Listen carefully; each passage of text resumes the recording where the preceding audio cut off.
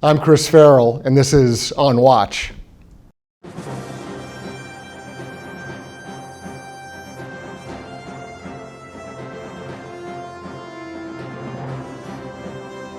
I'm Chris Farrell. Welcome to this episode of On Watch. Today is March 12th, 2020, and I have the great privilege of talking with my friend and colleague, Dr. Stephen Hatfill, who is a world-renowned virologist. He has a military background, but in addition to that, as a medical doctor, he's had various residencies and fellowships and assignments at places like Oxford National Institutes for Health, the U.S. Army Medical Research Institute for Infectious Diseases, USAMRIID up at Fort Detrick. And over the last, let's say, month, 6 weeks, as this public health emergency concerning coronavirus has developed, Dr. Hatfill has also been consulting with various leaders and experts in the field in Washington, D.C., talking to folks, trying to prepare our country to be in the best possible footing for dealing with the coronavirus and the implications here in the United States. So Dr. Hatfill, Steve, welcome to On Watch. It's great to have you with us. Thanks, Chris. Thanks very much. So let me kick off by saying that you were prescient, you had foreknowledge, you had an awareness of public health emergencies with respect to various forms of influenza and other like diseases, other viral contagions, pathogens that are out there. And in October of this year, earlier in the fall, before people were even aware of coronavirus, you and some colleagues had written a book. That book is called 3 Seconds Until Midnight. Let our viewers take a peek at that. 3 Seconds Until Midnight is a book that talks about influenza, viral pathogens, and was really aimed at looking back 100 years to what was referred to then as the Spanish flu, which is a misnomer. We can talk about that. It wasn't really Spanish necessarily. And talking about the public health response, the crisis, the need for preparedness, and you offer some great information about not just the history and context of the Spanish flu, but preparedness, what communities can do, what the federal government can do, public health officials.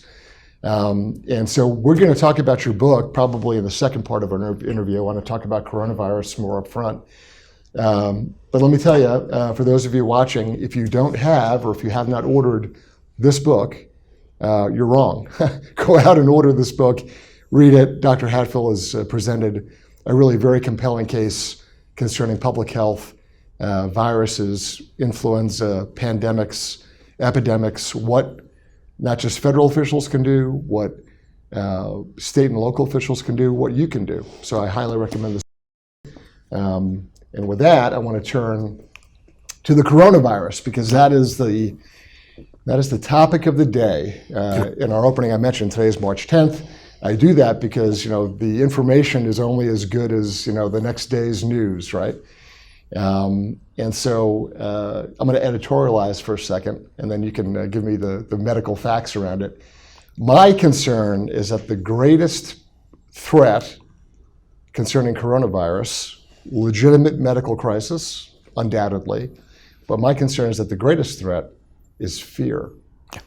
Fear is contaminated the public consciousness. Fear is driving the stock market into a bear situation. I've seen folks in the media use increasingly hysterical, reckless language. And that's a separate whole sort of contamination or pathogen, is fear, aside from coronavirus. And so I'd like your take or your impressions. You're looking at this as a medical doctor, as someone who's a virologist with particular specialized knowledge on what the threat is from coronavirus, but then there's fear. And how do you parse those two things out? No, it's a very good question. We've got a virus here that's very contagious. It's transmitted by aerosols. It's transmitted by contact. There's suggestive data out there that if you touch a contaminated surface and then rub your eye, right, it doesn't really infect your eye, but the surface tension on the fluid around your eye draws the virus particles in. And where do your tears drain? They drain to your nasopharynx, to your nose. Yep. And from your nose Lungs. into your lungs. Right. And so, that's sort of the mechanics of how the virus gains access to a host.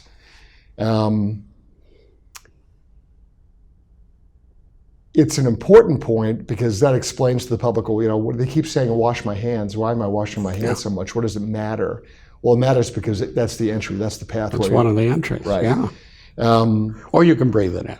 Right, and when you say that it's aerosol, what you're really talking about is people sneezing and coughing. Sneezing, coughing. This is why we do 3 feet to 6 feet away from somebody. That's why I took the tape measure out and measured the distance Keep our between distance us. from each other. Right. So the social distancing, the idea Social distancing. of lots of people in close contact, whether that's on a train, a bus, a stadium. There's all sorts of places in which people are kind of bunched together. That's why people are advising against that right now. So I think it's real important. So there's this means of transmission that you described briefly. But I think going back to the question of fear, people are not getting or being contaminated with coronavirus and then suddenly dropping over dead on street corners. No. It's not hemorrhagic fever. No. People are not bleeding out of their orifices. So, part of the fear factor in this, my interpretation of it is, with increasingly hysterical language, 24/7, wall-to-wall coverage in the media, there are folks out there that are legitimately scared out of their wits. It's not just that. Infectious disease is a very scary topic. Yeah, I mean, it creeps people out. It creeps. I have a dear friend who says they don't even want to hear about it because they dream up in their head stuff that's even worse than reality. There's studies that have been done in the medical community in a severe, let's say 1918 type lethal event. Right. And keep in mind, most people got better from the Spanish flu. It just struck a very critical segment of society. And I do want to talk about Spanish flu in a little bit because it's sort of the inverse of what we see here with coronavirus, but only with respect to the targeted population. Yeah. But with coronavirus, in general, there's always exceptions, right? So if you go on the high end of the age scale, or if you go with people with compromised immune systems or other complicated medical conditions like COPD or other sort of respiratory, pulmonary issues, let's say, those folks are obviously at greater risk. But if you had, I'll give you some examples, an otherwise healthy 26-year-old policy analyst working in an office, somehow they are contaminated with and become infected with coronavirus, they're going to feel like hell for a few days. They're going to feel terrible. But they're going to pop out on the other side. They should come out the other side. Right. And so let's change the example. 80%, 90% will come out the other side. Right. And so let's change the example. It's not a 26-year-old policy analyst working in an office. It's a stay-at-home mom with, let's say teenage kids, and she's got a part-time job. So she's in the home, but she's out doing her part-time job, and she's running to the grocery store, and she's picking the kids up from school. So she's circulating in a different sort of environment than an office worker.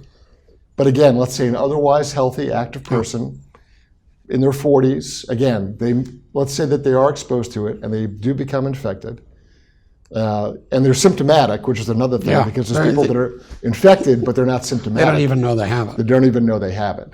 But let's say that this person becomes symptomatic and they feel like hell. They're a wreck for, pick it, 3 days, 5 days, 8 days, whatever the span is. But they do pop out on the other side and they do survive. The majority. Right. Let me give you another scenario. You've got a guy who is in his early 60s. He has parents who are in their mid to late 80s. And let's say they're in an assisted living place. He becomes exposed or even infected. He's symptomatic. he should not go anywhere near that assisted living facility. Nowhere. Right, because you've got a population there that is just vulnerable by definition, right? Because they're in their 80s. Don't go see the parents. Don't go see, Uncle Frank or whatever. Just stay away. Now, we know that a lot of cases are still hidden out there. Okay. They're not showing symptoms yet, and some may never show symptoms. Maybe 20% may never show any symptoms at all, but they're secreting live virus into the environment. This adds an extra level of fear. Because you don't know who's a carrier. You don't know who's a what carrier. They've touched or where they've And again, sneezed infectious diseases are a scary thing. In the healthcare community, a severe 1918 type pandemic, who would come to work? And it was surprising, the surveys with the hospital staff, and keep in mind, you need cleaners, you need the laundry people, you need the people that prepare the meals. all the services. All the services. logistics It's not just the patient's bed. Right. But a large percentage, in some surveys up to 40% of the healthcare workers would not come in for fear of risk to their family, to bringing it home. Which is this is another sort of one of these unintended consequences, or thinking to the next level. And you do that in your book, which is hugely important. The concern with respect to preparedness and the public health response, whether it's coronavirus, regular plain old influenza. I mean, something that is essentially ignored. The only thing anybody hears is coronavirus. Legitimately, people are concerned. I get it. But there's regular plain old influenza out there, the routine sort of annual influenza. And that kills thousands of people and has Every killed year. thousands of people. In fact, this year it's killed more people than the coronavirus has killed in China. So why the mismatch on again, this goes to sort of the public fear, the hysteria. Fear-based decisions are bad, in my opinion. Usually. Yeah, so fear-based decisions. Run away is usually pretty good. Well, I mean, there's a legitimate fear, like the building's on fire, Yes. let's get out. That's a legitimate fear. But hysterical But fear. there's anxiety and hysteria wrapped around this, which I think is irrational. And that does more damage to the country than anything else. I want to make a point here. This is not influenza. Right. It's more serious for a number of reasons. And the chief reason, in my opinion, is that when you have a large number of people ill, above a certain percentage in the population, and that figure may be arguable, Right. but you start to lose infrastructure capability.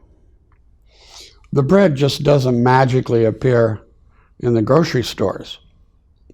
It's the end result from the farmer to the food manufacturer to the warehouses, Trucking companies. to the trucking companies and the delivery, and it's on the shelf from farm to fork. Yep. Incredibly complex system. But that's dependent on another system. The gasoline and diesel manufacturers, suppliers, the refineries, from pumping it out of the ground to shipping it to the refineries, to the corner gas station. If that goes, the food's going to go. Right. So there's a corrosive effect Yes. on the public's, like you said, everyone just thinks that, the hamburger magically shows up shrink wrapped in plastic. They don't understand there's a cow involved somewhere. Yeah. So it's a little more complicated. But there is potentially a corrosive effect on the supply, logistics, services, You've hit it right on the head. that people become very accustomed to, much like they walk in a room and they flip a light switch. And there can be instances where you flip the light switch and there is no light. And so we just get conditioned to that. Yes. We have an expectation. Perfectly. Right. And so coronavirus is not currently having that effect, but coronavirus, at least in theory, could go wild and do that to us, although it doesn't seem to be that way now. But another type of influenza or some other pathogen, as discussed in your book, could take us there. Yeah.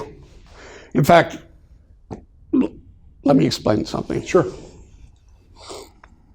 We're living now under population densities that are completely unnatural. No other species of large mammal has ever achieved these population densities. Ever. And certainly China's a perfect example of maximum density. So we're all living, really, we don't know what will happen. We're all living in sort of a global biological experiment. This wasn't a factor in 1918. Mm-hmm. Our just-in-time supplies are critical to understanding the problem. Washington, D.C. probably doesn't have any more than 72 hours food stores. Nobody has a root cellar anymore. We all live in cities. Right. How much food do you keep at home, really? Remarkably little. Exactly. Yeah. So when the shelves empty, either through panic buying or actual supply chain disruption, what are you going to do? You can't go out and hunt. You live in a city. Right, right. It'll take you forever to walk to the edge of town. So you can see the problem. And when this starts relating into everyday use items or to pharmaceuticals, Right. most of our drugs are made in China and India, or the precursors for them. And I'll add right now that that's really being addressed at high levels. There's people working on this frantically to get manufacturing back here. And we've seen this in other sectors of the economy. President Trump and his team have done a lot to try to encourage manufacturing and jobs coming back into the United States. We had gone so global. Yeah. So, in a self-destructive pattern where we're giving away our Destructive capacity. Globalization. Yeah. We don't make any vaccines anymore, very few. Right, and that's reversing itself, though. And, serendipity. A year ago, Right. the president signed legislation to bring vaccine production back to the United States because he recognized it was a national defense issue. Efforts were already underway a year ago to correct this. Yeah, there's an interesting, again, this goes back to the media treatment, the hysteria, the fear-mongering. There's a legitimate awareness and sensitivity and fear, but my contention is it's so been jacked up to such a level that it in and of itself is a threat. That's my interpretation. But I look at in 2009, right? There's a swine flu outbreak. The Obama administration waited till there were at least 1,000 dead Americans before they declared a medical emergency. We're in a very different posture with respect to coronavirus.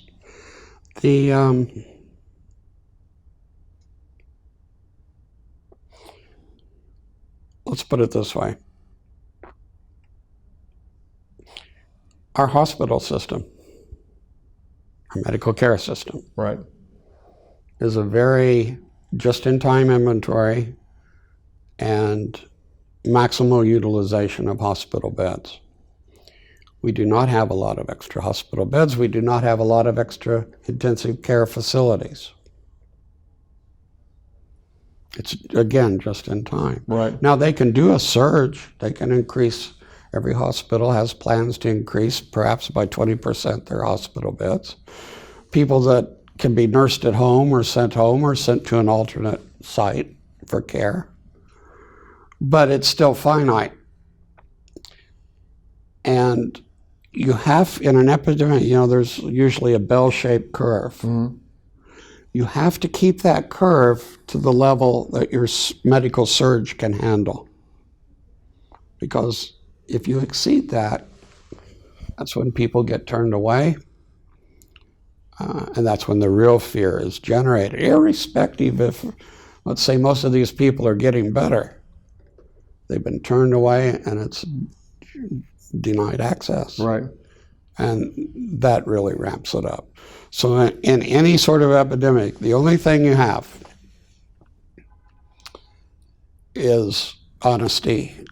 You have to maintain matter-of-factness with the population. You don't promise a vaccine. Well, we'll have a vaccine in 3 months. Well, no, because if you don't, not only is there anger, Right. but you've generated fear because people believe they've been lied to. Right. And then you've lost any coherence whatsoever. I found it very amusing in the news this morning that, of course, President Trump last night, made a decision and announced that he was suspending travel from Europe, with the exception of the UK, and said, "Look, for the next 30 days, we're just going to minimize our exposure, really." And to me, that seemed like a strong, positive step of, what can we do to limit, contain, constrain the level of exposure. And this morning, the European Union, various leaders were incensed that, that it hadn't been coordinated, as though they had anything to coordinate at all. It's a national interest, unilateral decision by the chief executive. What some European Union commissioner thinks or feels immaterial has nothing to do with it. It's in our national interest to do so. But, again, this is all part of the, you didn't coordinate. Well, we have no obligation to coordinate with anyone. Thank you very much. No, they wouldn't coordinate with us. Nor they, and if they had stocks of vaccine or some other they're not giving it to us. medical devices or medical equipment, they tell us to drop dead in a heartbeat. I mean, facts are facts. Well, no one's exporting things here. Yep.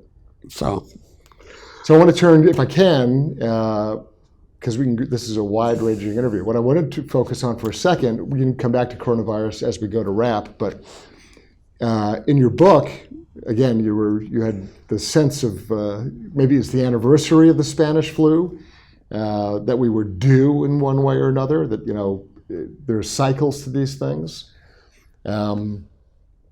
So, around 1918, plus or minus, there's a pathogen floating around Kansas in U.S. Army containment areas outside of, it's pre-World War I, actually it's World War I. Training camps. World War I training camps that ends up becoming called the Spanish flu. Yeah. It's 100 years later, and in your book you talk about, and aptly named, 3 Seconds Until Midnight. What, setting aside coronavirus, just looking at an influenza like the Spanish flu, what does your book offer as, hey, we need to think about this and here's how we should react? Give us a little overview. The 21st century is becoming the age of epidemics. Most of these are short, brief, they don't transmit a lot. But we're seeing one or two brand new infectious diseases, previously unknown to medical science, almost every year now. And this started about the mid-90s. Something seems to have happened. I think it's our population crossed some critical level. Man's encroachment into areas where, a lot of these viruses used to hide deep in the forests or the jungles. Right. And you're cutting down all this down, and mankind's expanding in the palm oil plantations. And these high biodiversity areas come under threat. And they lose a number of their species of plants and animals. Well, those viruses that plague them are in a perfect balance. And when you disturb this, these viruses can jump hosts if they're threatened. It's almost like they're alive. They're not. They're proteins and fats and nucleic acid. But they behave, unleash in a way. They behave as if they're alive. And you cut down the host range of animals, they're going to find a new host, and they're going to jump into man. And this seems to be happening more and more and more. So many, many scientists have been concerned for a number of years about this, and the problem's not going to get better. And so 100 years after the Spanish influenza, your book talks about, hey, look, there could be an instance where you have another scenario where a virus jumps species, goes from whether it's avian, bird-based, or whether it's, of course, coronavirus. There's speculation that it's a wet market transmission somehow. And in the case of the Spanish influenza, what I guess was atypical from the normal sort of annual influenza that we always have is that the host population that the pathogen went after, instead of the most vulnerable, the elderly or the immune compromised, and little ones who just don't have an immune system built up. In this case, the reverse occurred, and the pathogen, the Spanish influenza, looked for young, strong, healthy people. Talk about how that reversal was so significant. And we're dealing with RNA viruses that use ribonucleic acid as their blueprints. And the first thing it does is copy its blueprints when it's reproducing. Okay. Well, RNA viruses like to make mistakes. So the blueprints that got copied for the daughter viruses aren't exactly like them. So what happens, a population may have a coronavirus or an influenza virus. But in that population, there's a whole range, we call them quasi-species, a whole range of viruses that are slightly a little bit different than each other. And it's a survival advantage. So if conditions in that population change, the virus is able to adapt to that circumstance. Every epidemic is like a seed planted into the soil. The seed is the virus, and if it plants into a soil that's not favorable, it doesn't take off. But occasionally it finds just the right conditions, and off you go. And in this case, it was the young soldiers in World War I. And ironically, rather than attacking weaker hosts, the aged, the infirm in some way, or the young, this particular scenario found young, strong, healthy men in army camps. Yeah. And we said, great, this is a strong, healthy host. And it actually took advantage of the health and vigor, strength of a younger host to really just take off and go wild. There were 3 waves. The first wave came through, and these are the photographs you see of Fort Riley and Camp Funston, which was a cantonment training area, right, of all the soldiers lined up in the beds. And it made them really sick, but it had a low mortality rate. And it got over to the disembarkation port in Brest, France. There's a good book by Barry. There's a couple good books on the market about this whole thing that really well written and describe everything. John Barry, I think. And it broke out, and then it started to change. When viruses go through a population, they can stay the same. Sometimes they can get weaker. Sometimes they get more lethal. It's kind of like playing a slot machine, because these mutations that occur are completely random. So if you pull the slot machine enough time, maybe 1,000,000 times you have to pull the handle, but eventually you're going to get a jackpot. Right. So in this case, the second wave The second wave was the jackpot. And that's the one that really became the most virulent, the most deadly, the greatest effect. What happened is the soldiers' own fitness and high level of functioning of their immune system contributed to their death. The immune response against the virus that they made was so strong, or the virus was infecting them with so many particles. Yeah. Anyway, it was the immune response and all the inflammatory chemicals that were released, we call them cytokines, damaged the tissue. And almost like septic shock. So, and let's just grab that last segment of what you just said. And that reaction, that I'm not sure the correct medical term, but what you just described there is the concern with respect to coronavirus, where we haven't seen this. It's a novel viral infection. The body says, this is not like anything I've seen before. It's used to influenza. It's used to other infections. But this is unlike something I've seen before. And so it reacts, but the reaction is almost an overreaction. It is an overreaction. And there is that sort of, how did you describe it? It's an inflammation, really, right? It's a super inflammation. A super inflammation. And that's really the danger point, right? Yes. That is the key thing. So when people think, well, why do I feel so bad, or why am I sick, or what's the danger? That's their own immune system making them feel lousy. So it's their immune system in super high gear, reacting to something it's never seen or experienced before. Correct. And very often the body, in any number of ways, says, well, this is like that, and it reacts and it to goes, it. And that is like this, and it reacts to it. But in this case, you've got this stray, not seen before, not reacted to, and that's what drives it to the high degree that makes it dangerous. Out of a population, and we're all slightly genetic variable, but out of any population, there'll be a certain fraction whose immune systems are really geared up for reasons we don't understand. If they inhale enough virus and over-respond, or if they're exposed to a tremendous amount of virus, you get sort of the same thing.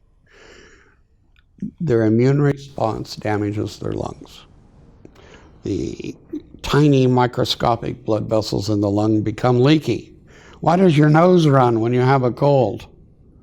Where's the water come from? The leakage, it's the leakage from the capillaries, and it has live virus, and the virus uses that to spread. It wants to get out of the body. These damaged capillaries leak, and when they leak into the lung, they go into the air sacs. So how do you breathe through an air sac that's full of water and protein? You don't. So these patients go into respiratory failure, or another. So, for the person watching and listening to us now, they would equate it, however medically inaccurate, they would equate it to pneumonia. Their lungs are filling with fluid. Well, it's called a viral pneumonia. And so their lungs are filling with fluid. The fluid occupies the space, which simply does not allow oxygen, gas, or CO2 to get out. To cross over. So patients can turn blue, cyanotic. That's due to this buildup of carbon dioxide in their blood. And this can occur fairly rapidly. Now, this is a small percentage of the severe cases. Right. Okay? Most of the people that are classified severe, we don't have to stick the tube down your trachea into your lungs. And you may get something like CPAP, just to keep the lungs partially inflated for the severe talking cases. About the device, treatment. the device that's used for people that have sleep apnea. Yeah. Okay. Yeah. This is kind of like a super one of those. And the reason being, if you've got fluid in your lungs, well, think of two pieces of glass, window glass. Okay. You can set them on top and pull them apart, but what if there's a little fluid on the bottom one? They're stuck. Right. Well, it's the same with your air sacs. So how are you going to get that back open? Right. So the idea of putting them under positive pressure, and they're conscious, they're wearing the mask, they're sitting up. But it's not a respirator in the sense of it's not a breathing for them. It's not invasive mechanical ventilation. Encouraging, assisting device. It's not letting their walls of their air sacs touch and stick together. So the lungs constantly, it's doing that. The air sacs are filling and going, but the walls of the air sacs aren't touching. Yeah. So you don't have that, essentially what's like a collapsed lung almost, really. Well, it is As a non-medical person, I can come up with these bright ideas. Atelectasis, new word.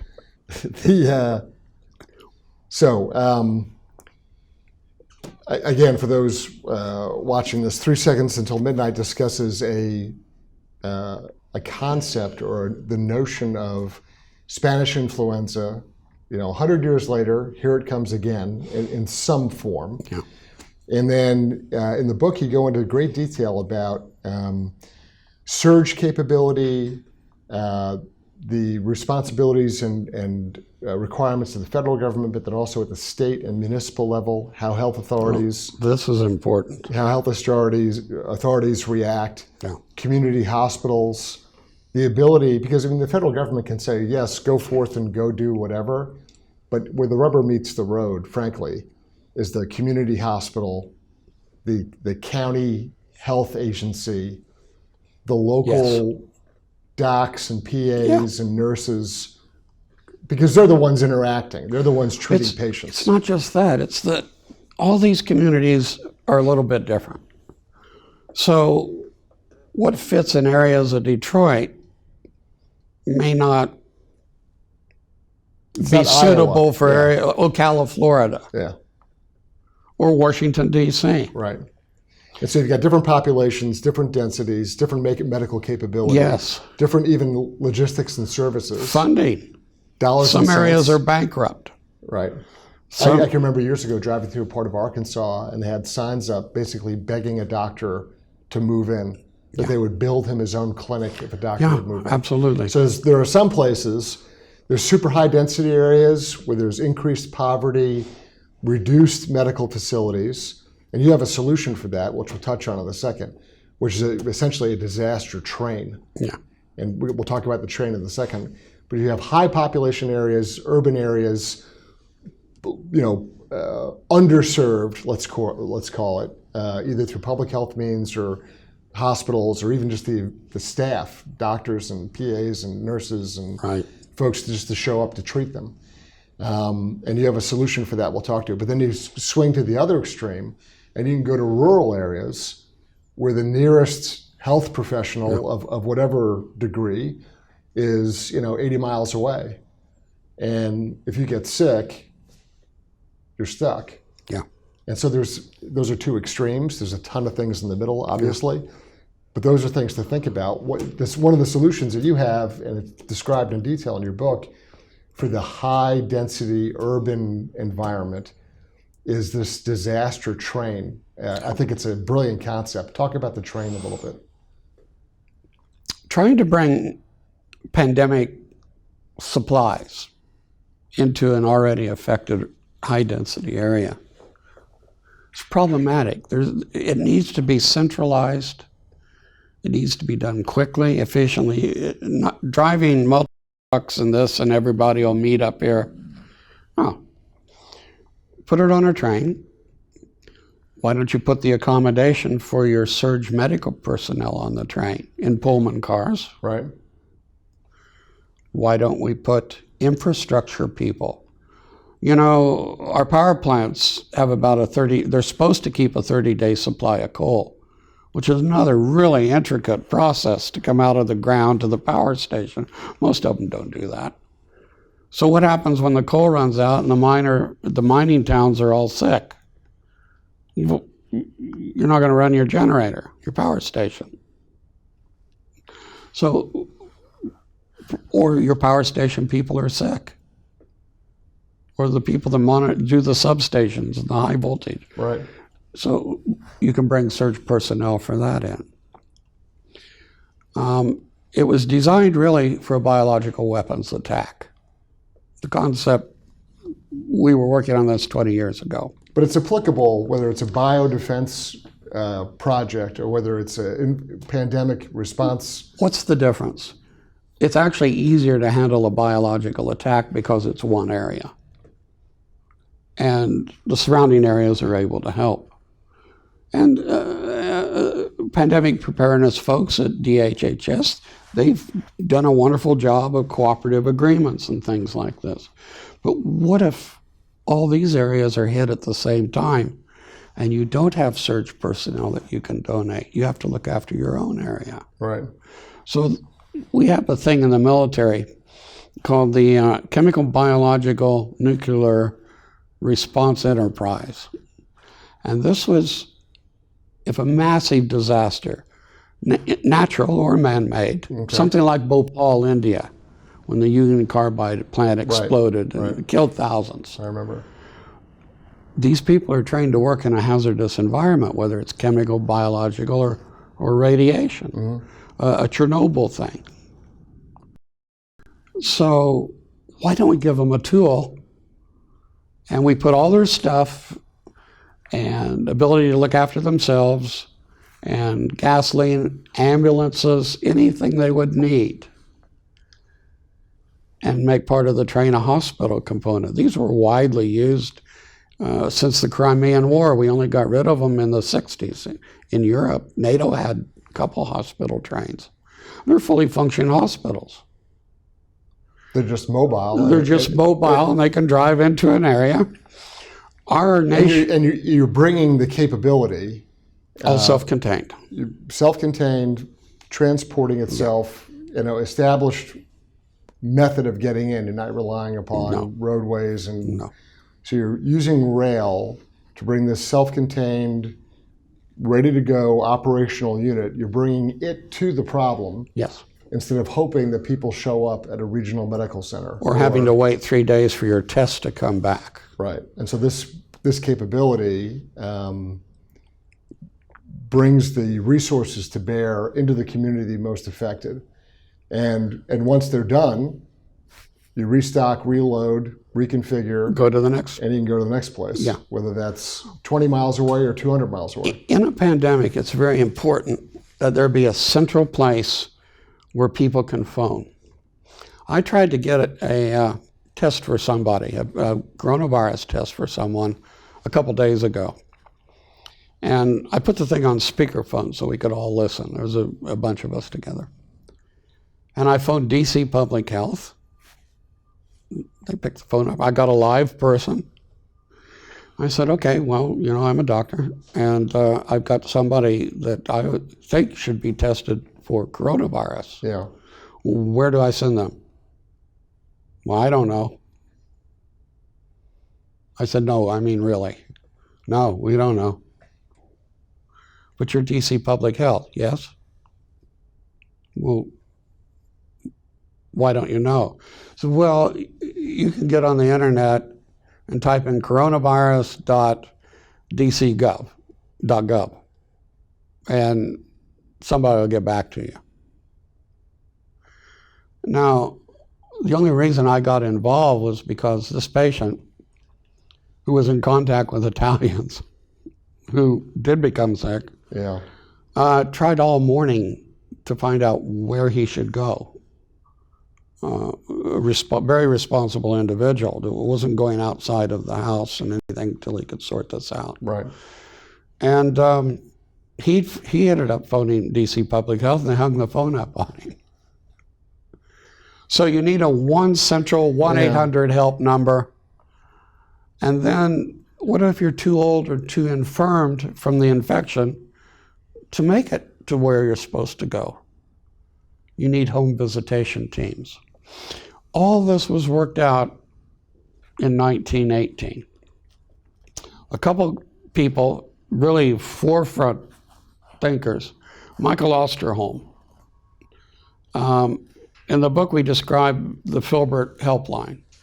John Barry found all this stuff and put it in his book. Again, a wonderful book. And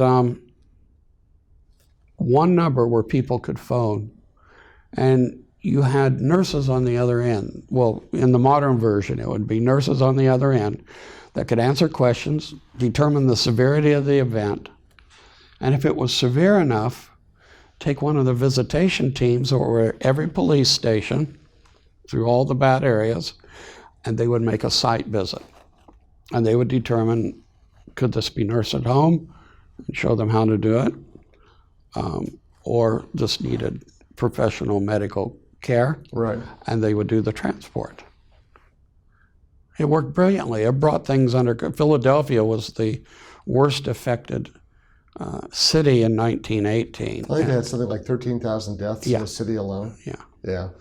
So it was in the disadvantaged areas. So it was a perfect model for today, because what's the difference between today and 1918? Our population has doubled. Under high densities, we're not experienced with pandemics in this type of, I mean, look at the rush hour traffic to get in here. Right.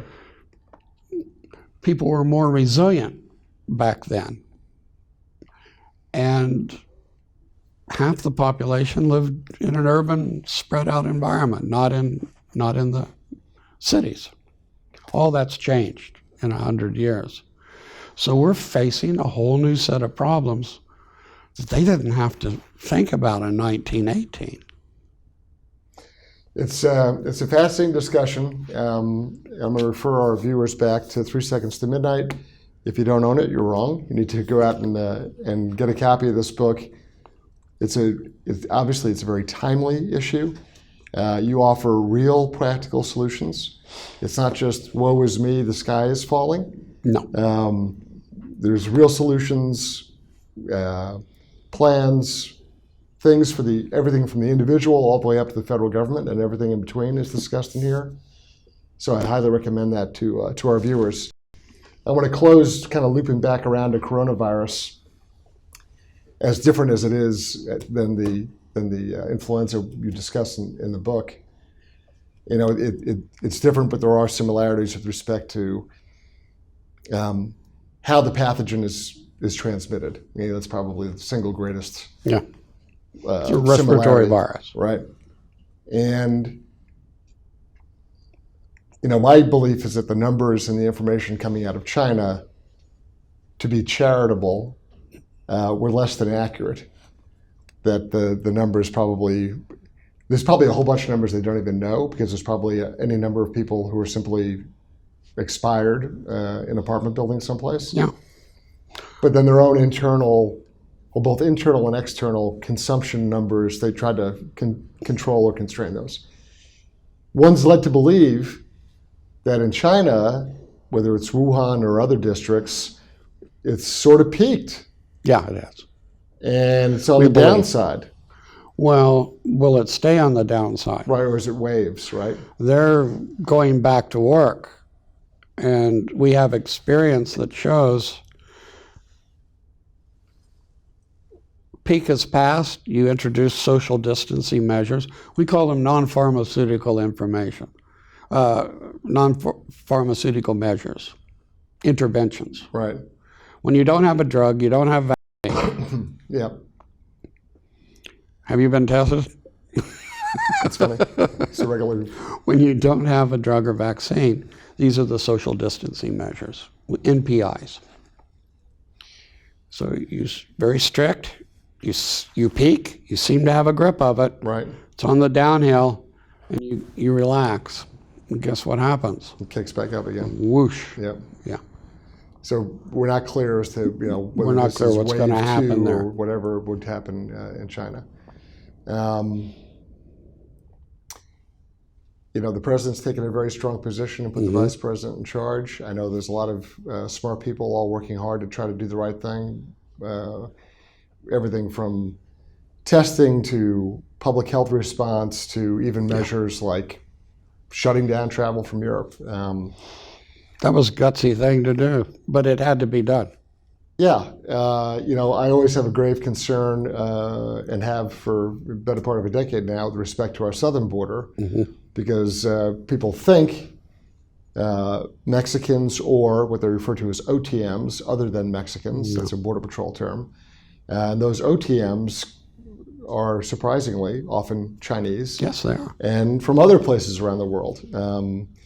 About a year and a half ago, I spent some time in Guatemala with the caravans coming north, and I can tell you that it wasn't just people from the northern triangle of Central America heading north. There was all sorts of folks from different places, Africa, Bangladesh, a remarkable number of different folks from different places. That southern border, I think, remains potentially a grave threat for us, because we don't know who comes across that border. We don't know who's in the country now. So that's another sort of wild card in all this. If they had left the president alone, I'm not getting political here, but the problem could have been fixed. It's been drug out Now you can see the need for borders. Globalization, we tried that experiment. There has to be firewalls. So if one country goes down, it's not a domino effect. Look at the stock market. Because of a virus from a bat and a pangolin mixed in China. And again, context and perspective is everything. Yeah. The media hysteria is driving fear and anxiety that I think is a greater threat than the actual disease itself. Look, this is serious. It's a serious We're going to have some, but we'll get through this. We will, and then whether it's 3 months from now or 6 months from now, we will get through this and say, well, that was a tough, unfortunate circumstance, and we responded as best we could. Yeah. But life goes on, and life goes on. And that's probably our last warning, by the way. Let me add that. There's worse things out there in nature. What if this thing had a 50% mortality rate? And some of the influenza strains show this.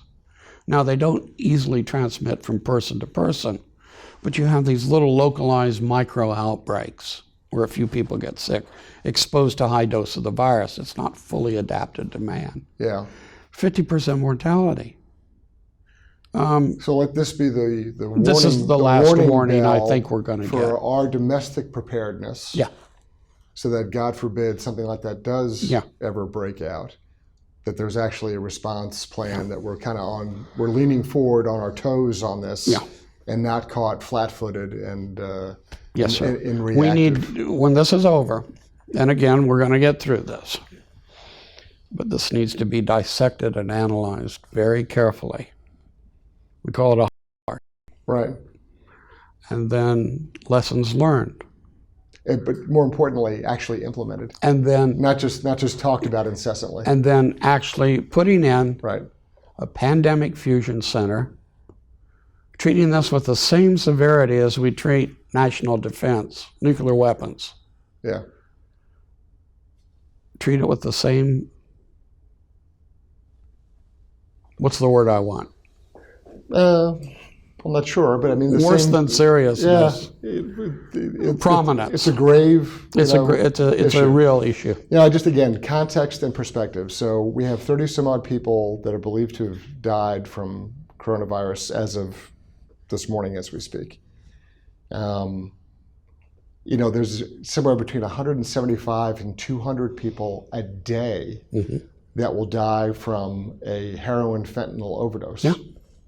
Or car crashes, how many a day? Right. And so I just think perspective and context is so important because we are not facing, I think sometimes people watch too many science fiction horror movies. They think that they're going to catch this disease and it's Night of the Living Dead or it's, some other kind of, suddenly collapsing in the street dead.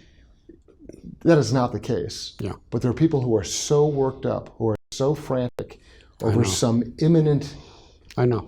And that's the concern to me because of the ripple effect on our society, on our economy, on our thinking, it cuts across all sectors. There were prison riots in Italy. So, there are innumerable nightmare scenarios. Yeah. And my only, again, this is my editorializing on the issue, is that fear becomes a contagion that is potentially more deadly than the disease itself. Historically, there's always been 2 wars in a pandemic, serious pandemic. One against the causative organism, one on public perception. That's where we're going to leave it because we're out of time. Incredibly important conversation. I thank you for coming in. One more plug for your book with the bugs on the cover. One more plug for your book. 3 Seconds Till Midnight. Dr. Stephen Hatfill, thank you for your time. Thank you for your insights on coronavirus, on influenza generally, on public health response, on all the different things that you address in your book, and for all your very fine work here in Washington, D.C., trying to help our leaders and other smart folks have the correct response to protect the American public. Thank you, Chris. Thanks, Steve. It's good to see you. I'm Chris Farrell on Watch.